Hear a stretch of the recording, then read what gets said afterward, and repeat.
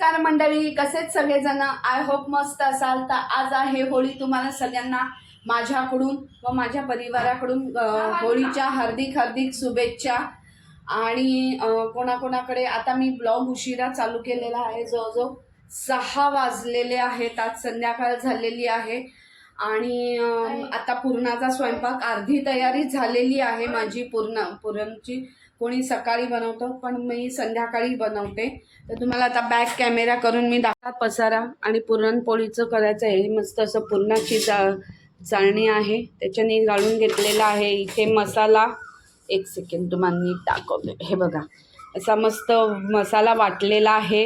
हे पुरणाचं पाणी आहे कटाची आमटी बनवायला. इथे असं पुरण तयार आहे, इथे वरण तयार आहे आणि इथे असं पीठ मळून ठेवलेलं आहे पुरणाचं. माझा अवतार बघू शकतात. सध्या कामवालीचं काम चालू आहे. आता ही सगळी भांडी वगैरे मी आटोपते, पुरणाचा स्वयंपाक करते, तुम्हाला पोळ्या बनवताना मी दाखवते. आणि हे सगळं झालं की देवाचं पण झालेलं आहे, दिवाबत्ती वगैरे सगळं केलेलं आहे. आता छान स्वयंपाक करते, मग साडी वगैरे घालते आणि इथे खाली होळीला जाते. तसं तुम्हाला पण दाखवते. Okay, bye. अशी भांडी धुवून घेतलेली आहे, फक्त ओटा पुसलेला नाही कारण परत घाण होणार आहे. तिथे आता मी भात लावलेला आहे, इथे तवा तापत ठेवलेला आहे. आता मी पुरणपोळ्या करून घेणार आणि मग बाकीचं मी करणार. चला आता मग बनवायला घेतलेले आहेत, तुम्ही बघू शकता की. आणि 2-3 तास असं छान मळून ठेवलेलं आहे मस्त असं, त्याच्यामुळे एकदम सॉफ्ट झालेलं आहे. जितकं भिजेल ना तितकी पोळी सॉफ्ट होते. कॅमेरा कोणी पकडायला नसल्यामुळे प्रॉब्लेम होतो. तर आता मी तुम्हाला पोळी करून दाखवते. आणि कोण 2 चाळ्याच्या करतात, कोणी 1 चाळ्याच्या. तर मी 2 चाळ्याच्या करते कारण 2 चाळ्याच्या छान अशा फुलतात. आणि वरतून आता अशा 2 छोट्या छोट्या पुऱ्यांसारख्या पोळ्या लाटून घ्यायच्या.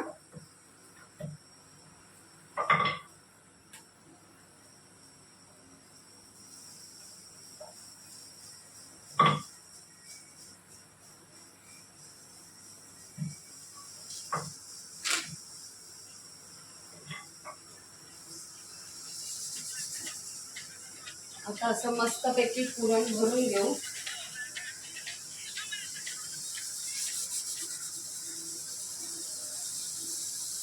म्हणजे मला आता थोडंसं लाटून झाले की मग पॉज करू. म्हणजे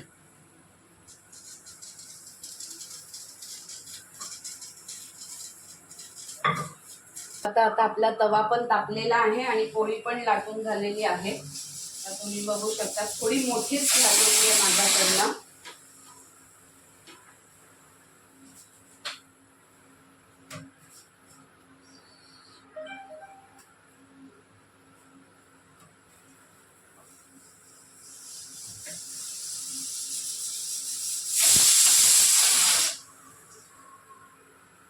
चला आता सगळ्या पोळ्या करून घेते आणि मग तुमच्याशी बोलते.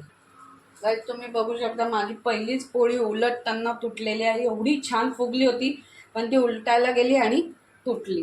ठीक आहे, चला आता काही प्रॉब्लेम नाही. आपल्या पोळ्या झालेल्या आहेत, इथे भात झाले आणि आता हे शेवटचं राहिलेलं आहे थोडंसं, ते भाजून घेते आणि आता तेल तापत ठेवते.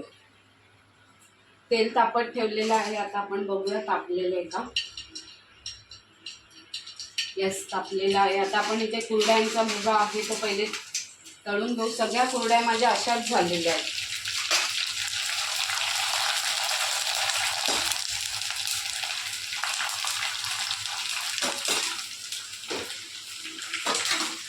छान अशा फुललेल्या आहेत, मस्त बघू शकता. आणि ह्या ना कटाच्या आमटीसोबत मस्त लागतात. भात, कुरडईचा भुगा, कुरडईचा भुगा म्हणजे आता ते भुगाच म्हणणार आहे. तर थोडेसे पापडाचे तुकडे पण आहेत, ते पण तळून घेते.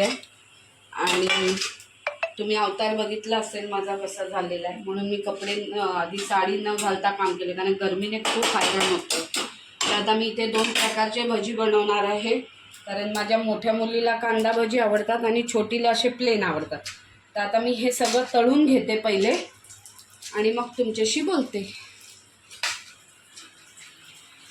आता मी तयार झालेली आहे. अशी छान कॉटनची साडी घातलेली आहे. मस्त असं धागा वर्क आहे. आणि आता मस्त पहिले आधी फ्रेश झाली, आंघोळ वगैरे केली, मग साडी वगैरे घातली. आणि आता ना आमचा बाबू आलाय. बाबू इकडे आहे. आयू इकडे आहे.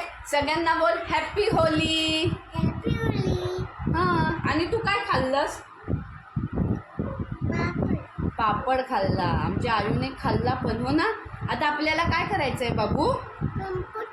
गणपती बाप्पा, जय जय बाप्पा करायचा आहे. आता देवाला नैवेद्य दाखवायचा आहे, हो ना दादू.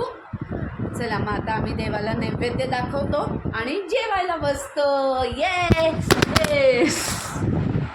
आमच्या आयूने फोन पण पाडला. जाम डॅम्बिस आहे. इथे नैवेद्याचं ताट तयार केलं, तुम्ही बघू शकता. मग अशी किती पसारा होता, छान सगळं आटोपलं. मग साडी घातली. आता नैवेद्याचं ताट तयार केलं आणि आता मी देवाला नैवेद्य दाखवते. देवाला नैवेद्य दाखवला आहे. आणि आमचा बाबू काय घेऊन पळाला? आयु दाखव, तू काय घेऊन पळाला? काय खातो? मला मी आणि आर्या आहे, अवनी खाली आहे. आता आम्ही दोघी जेवून घेतो आणि मग तुमच्याशी बोलते. बाय.